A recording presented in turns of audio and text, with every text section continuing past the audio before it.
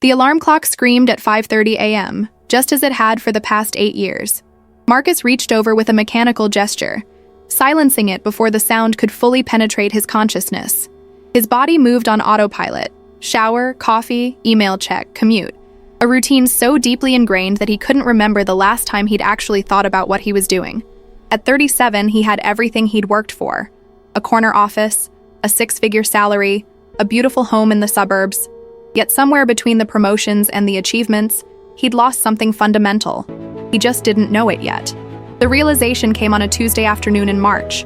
Marcus was presenting quarterly projections to the executive team when his vision suddenly blurred. The numbers on the screen swam before his eyes, and his chest tightened with a pressure he couldn't ignore. He excused himself, mumbling something about needing water, and found himself leaning against the bathroom sink, staring at a stranger in the mirror. The face looking back was pale, with dark circles carved beneath bloodshot eyes. His hands trembled slightly as he gripped the porcelain edge. The company nurse insisted he go to the emergency room. 5 hours later, after a battery of tests, the doctor delivered news that was somehow both relieving and devastating. It wasn't a heart attack. It was anxiety, severe stress, and the beginning stages of burnout. His body was shutting down, sending desperate signals that his mind had been ignoring for years. Marcus spent that night unable to sleep, lying in the dark and conducting a brutal inventory of his life. He couldn't remember the last time he'd laughed, really laughed, or felt genuine excitement about anything. His marriage to Sarah had devolved into polite coexistence, 2 people passing in the hallway of a shared life. His 8-year-old daughter Emma barely knew him beyond the tired man who came home after she'd finished her homework. He'd missed her last 3 school plays, forgotten his anniversary twice, and hadn't seen his parents in over 6 months despite living only 40 minutes away. The friendships he'd once cherished had withered from neglect. Even the work he'd once found purposeful now felt like an endless treadmill of meaningless tasks and artificial urgency. He was successful by every external measure and completely empty inside. The next morning, Marcus did something he hadn't done in a decade. He called in sick when he wasn't dying. He sat at the kitchen table with Sarah over breakfast, really sat there, and told her everything.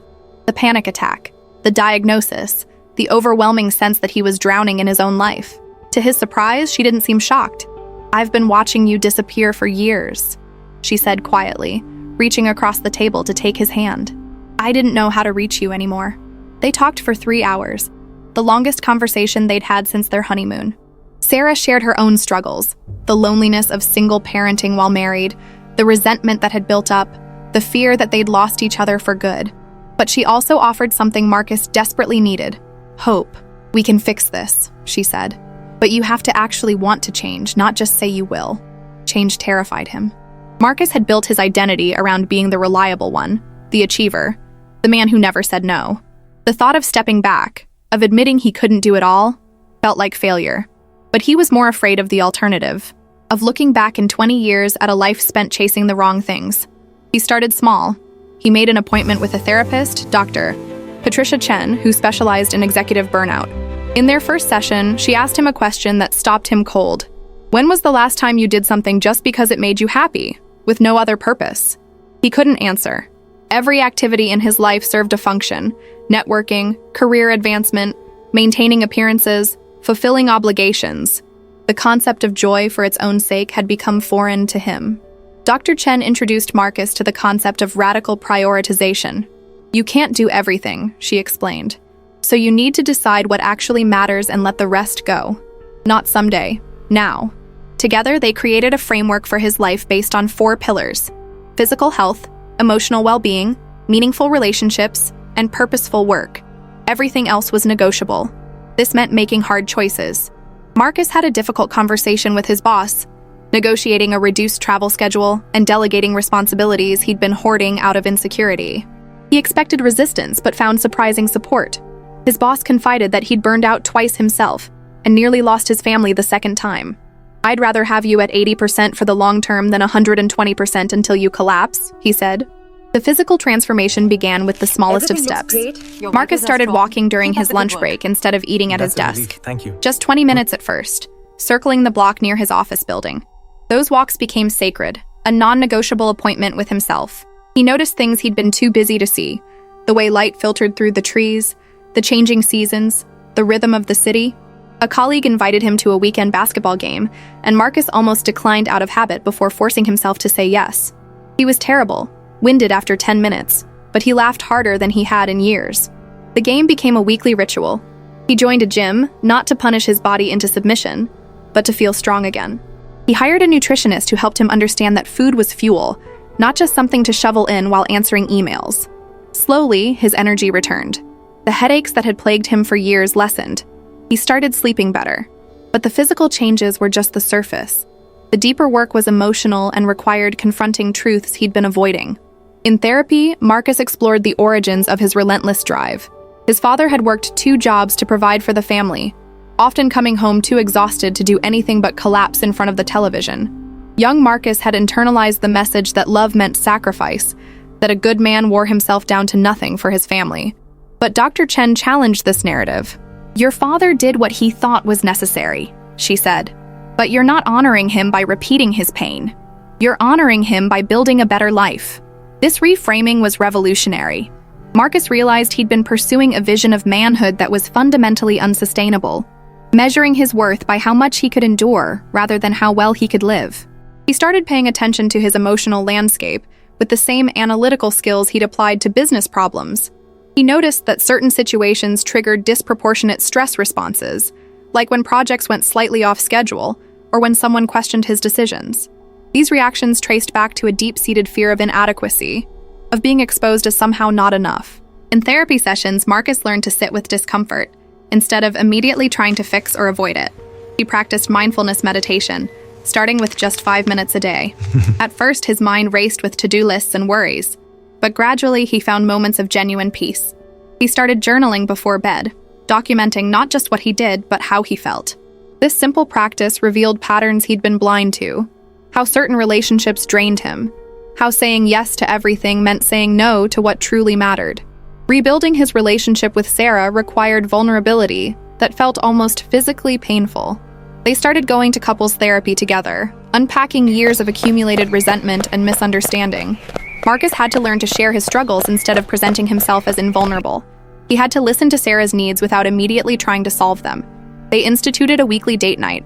Nothing fancy, just dedicated time together without phones or discussion of logistics. Sometimes they went to dinner, sometimes they just walked and talked. The first few were awkward, like strangers trying to remember how to connect. But gradually they rediscovered the people they'd fallen in love with. They laughed about old stories, dreamed about the future, and worked through present challenges as partners rather than adversaries. His relationship with Emma transformed most dramatically. Marcus started leaving work at 5:33 days a week, a change that initially filled him with guilt and anxiety. But those evenings became the highlight of his life. He helped Emma with homework, actually understanding what she was learning instead of distracted half-attention. They cooked dinner together on Wednesdays, creating messes and memories in equal measure.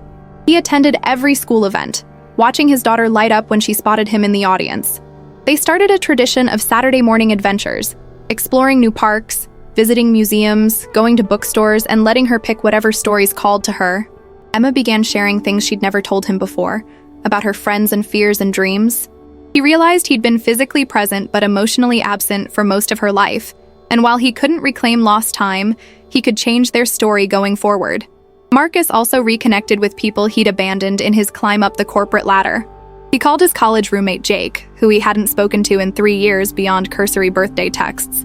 They met for lunch, and Marcus expected awkwardness, but instead found easy conversation and genuine connection. Jake had noticed Marcus's absence but welcomed him back without judgment.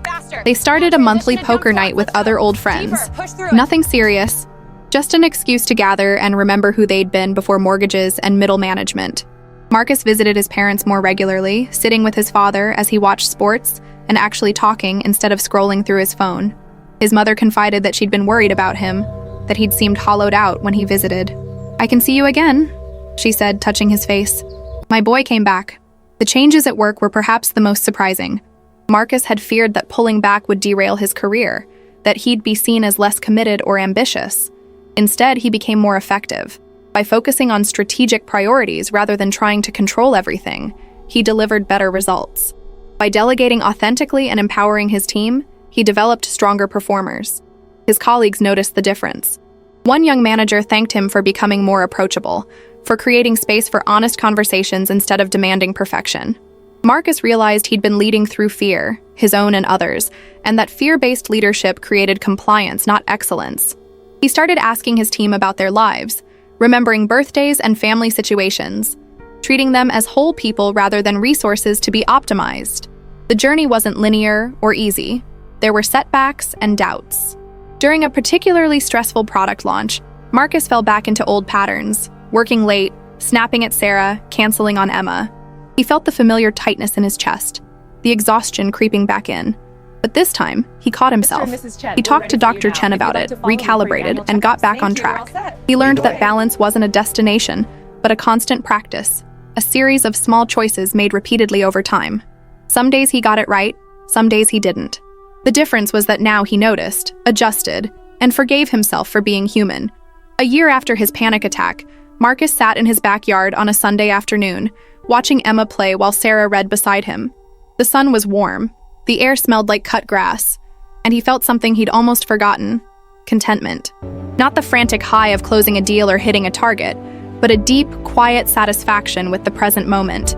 He thought about the Marcus from a year ago, the man sprinting toward collapse, and felt compassion for him. That man had been doing his best with the tools he had, following a script he'd never questioned. But scripts could be rewritten, lives could be reshaped. It was never too late to choose differently. Marcus still worked hard and cared about his career, but it no longer defined him.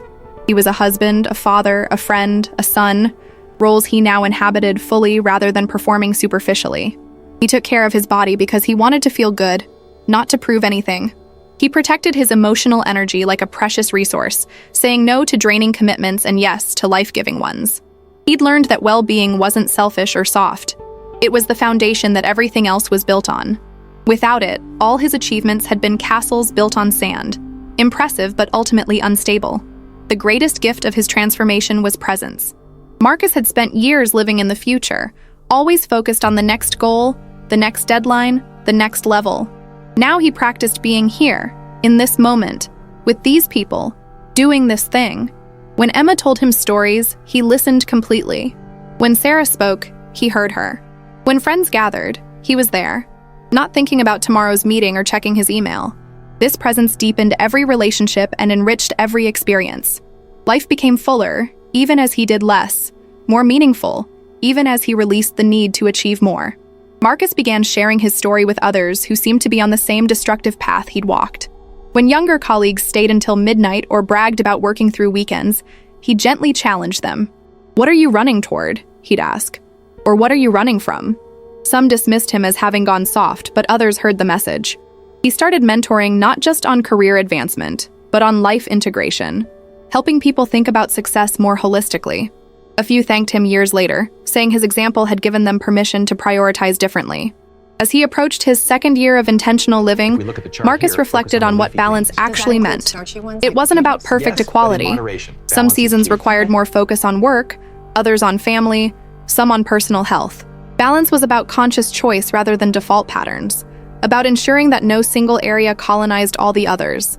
It meant checking in regularly with himself and the people he loved, asking if his life reflected his values or just his habits. It meant being willing to disappoint some people to be faithful to what mattered most. The man who had once measured his worth by his productivity now measured it by his presence, his relationships, his peace of mind.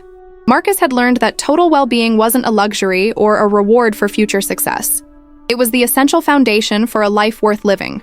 He'd discovered that he couldn't give his family the best of himself, while giving his job the most of himself.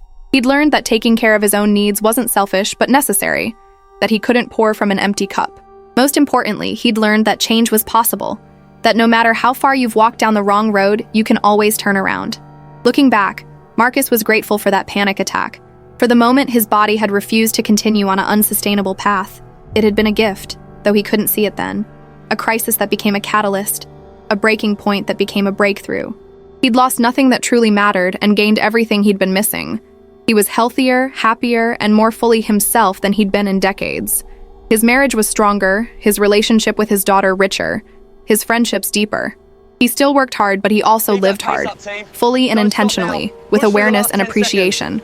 From burnout to balance wasn't a straight line, but a winding path, full of choices that seemed small in the moment, but accumulated into transformation. It required courage to examine his life honestly, humility to admit he'd been wrong, and determination to build something better. It required him to redefine strength, not as the ability to endure anything, but as the wisdom to know what deserved his energy and what didn't. Marcus had discovered that true success wasn't about having it all. It was about knowing what all meant for him and having the courage to pursue it, regardless of what the world said he should want. As the sun began to set and Sarah called them in for dinner, Marcus took a deep breath and smiled. He was present, he was whole, and he was home. Not just in the physical sense, but in every way that mattered. The journey from burnout to balance had given him back his life, and he intended to live it well,